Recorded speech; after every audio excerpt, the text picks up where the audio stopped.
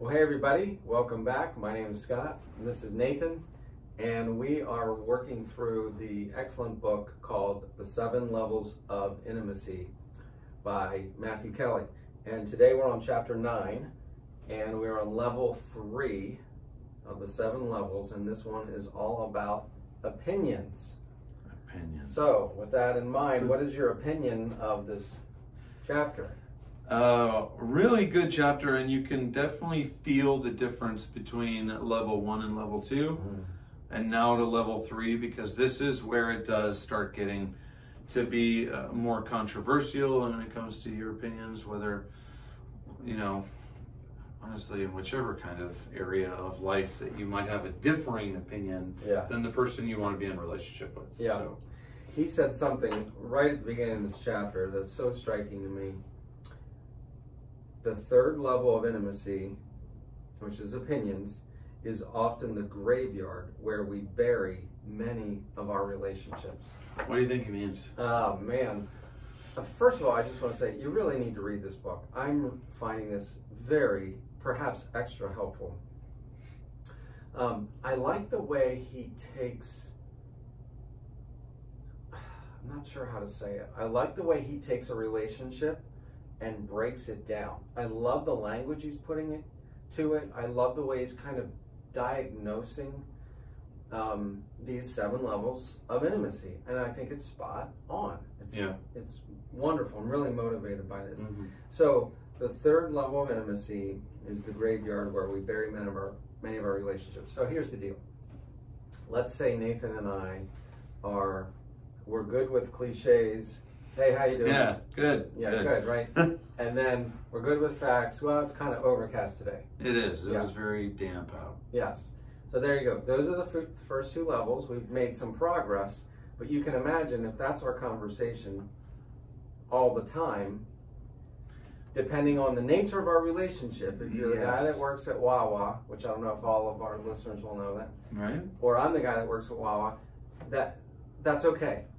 Yeah. But if we're coworkers or friends, and that's all, then we go to opinions. Yes. And you say something to me of an opinion nature, and I'm offended. Yes. By your opinion, my temptation will be to jump back to 1 and 2. Yeah. And bury the relationship at level 3. And if you bring something up of an opinion and you're interested in what I think, you may be willing to hear my point of view, but as soon as I hear you have an opposing point of view, if I jump, you might be like, oh, not going there anymore with him. Yeah. And that's where it stops. Yeah. And people feel that, right? When someone says something that's pretty deep and there's room for controversy there, you know, he calls it surfacing technique. It's like the person that's feeling like it just got heavy or awkward in the room, they'll want to make a joke, want to go back to something that's, well, let's just focus on the task at hand. Or can I get you some coffee or something like that. So the other side of that spectrum, he says, is arguing. Yes. If you're an argumentative person and I bring something up and we disagree, and let's be honest, we're 2 human beings. We're gonna agree on some things, but we're gonna disagree probably on a lot of things. Yeah. And you argue and I don't like to argue, then I'll find a way to surface it, like get it back.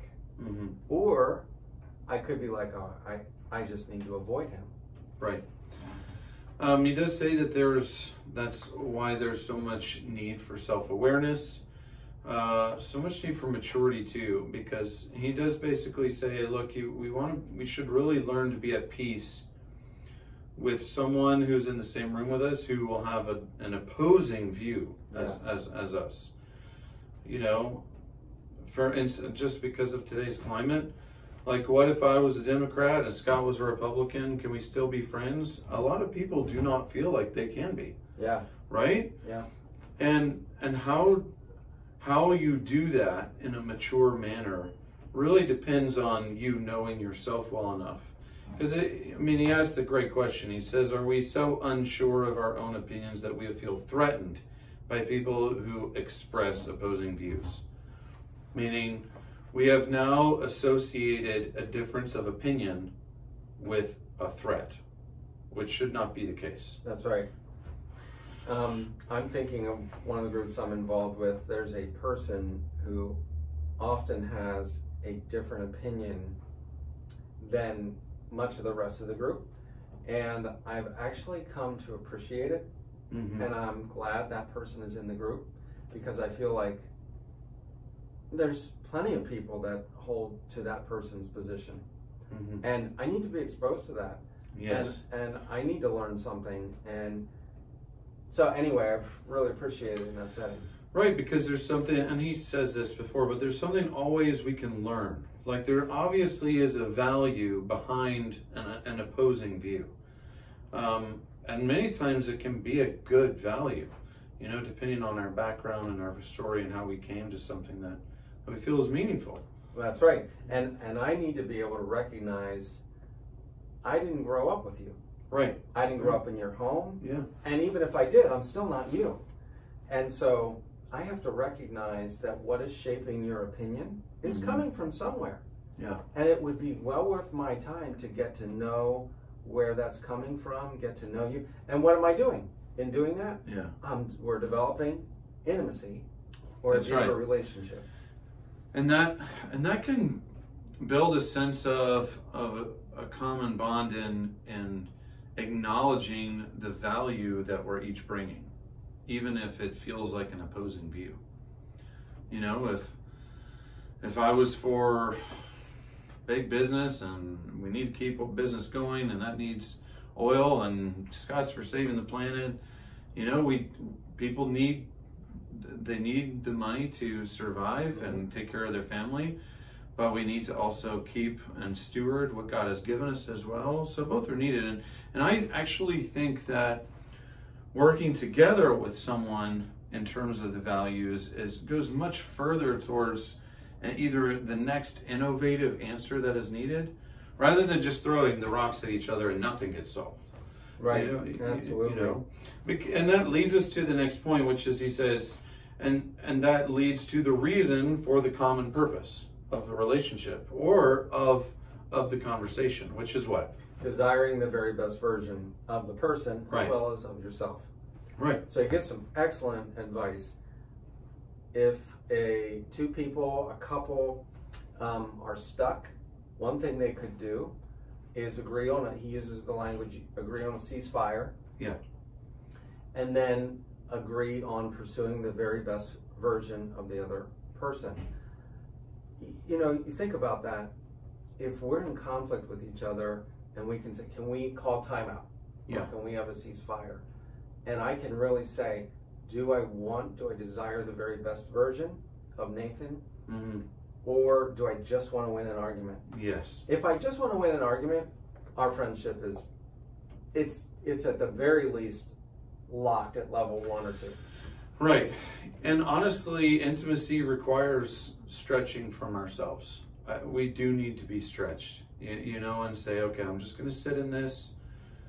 And even if you go back to Brene Brown's, okay, Scott, you know, the story I'm telling myself is that it feels like you're starting to attack me. You know, and that leaves room again for Scott to say something like, actually, I'm just super passionate about this topic. You know, I still love you. We could still, you know, I'm not trying to break the relationship here. And we do have passionate beliefs, you know, Absolutely. and that's where most of the opposition comes from. But it's important to remember to communicate what's behind the passion too, you know. There's got to be something in you, in your story, that you can share that changes the dynamic. Because he does say, and like all of us know, vehemently sharing my opinion is not necessarily going to change your opinion. That's right. You know, trying to bash someone over the head does not change someone's opinion. Usually people buckle down, right? That's right. And he recognizes that the goal is not to chameleon the other person's opinion. Yeah. It's okay to express our opinion, but we need to do it in, how does he say it, gentle, polite Yes. kinds of ways. And the opposite is true. If I get super angry at you, that's not any more effective than doing it in a kind, gracious kind of way.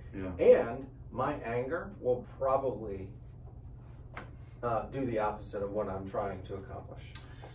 It's true. I mean, we've talked about mirroring before and emotional intelligence. So, of course, you know, once one person's emotional level rises up, the other person's will as well. But you can still frame it differently. You can still say it from a different context. Said, Scott, I'm super passionate about this. I love this subject. Yeah. So it doesn't feel like it's me versus him either. And that's where we commonly get sidetracked. Because he does say we need to learn how to agree and how to disagree, what that looks like. That's right. And we keep coming back, I think, or at least I do, to 1 Corinthians 12. It's the whole concept that God's made us different. We need to allow people to be themselves. Yes. Acceptance. That's one of his keys to developing this level of intimacy is acceptance, which on the surface may feel like, well, wait, it might be wrong of me to allow you to stay stuck in your opinion because your opinion's wrong. But he said, instead say, I'm on a journey, he's on a journey, I accept you where you are, and my opinion's changed over time. Who knows? Give me a year or less, I may be sitting with your opinion. That's right.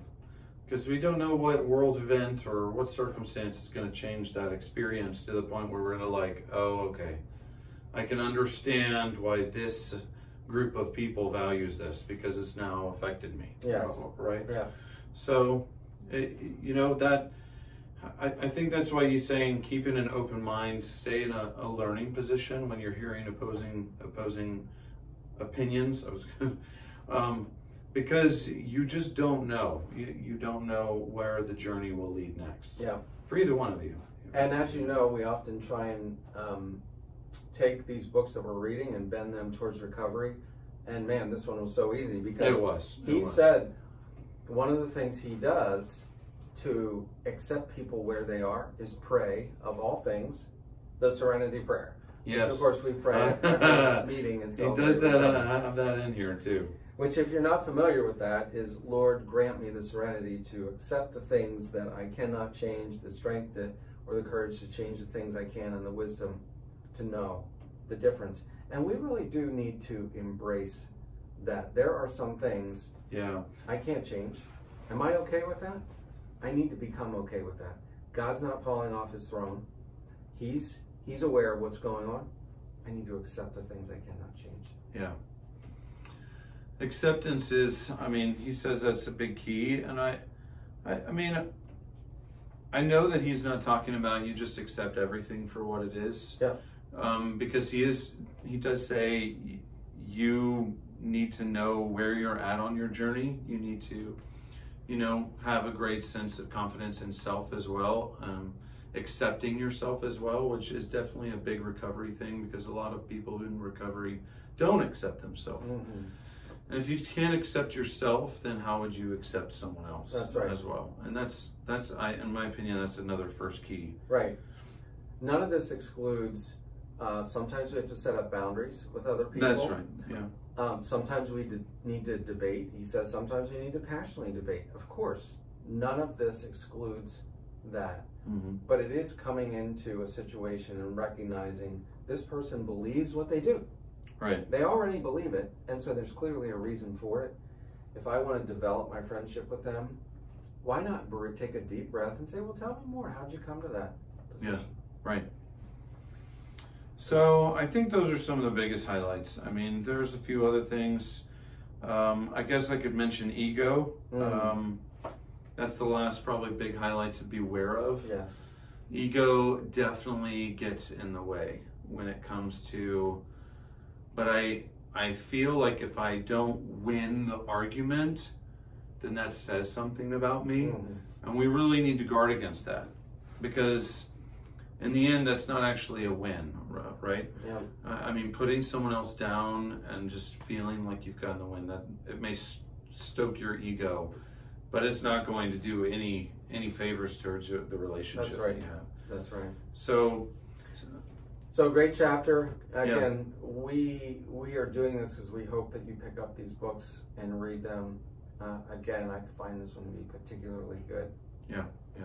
It's all easy stuff to understand, but still difficult in terms of practice sometimes. But really eye-opening, for sure. All right, so we've just dived into a deeper level of intimacy, and we look forward to the next ones, hopes and dreams. So and you'll have something to say about that. There we go. All right. All right. So we'll see you on the next one. See you next time.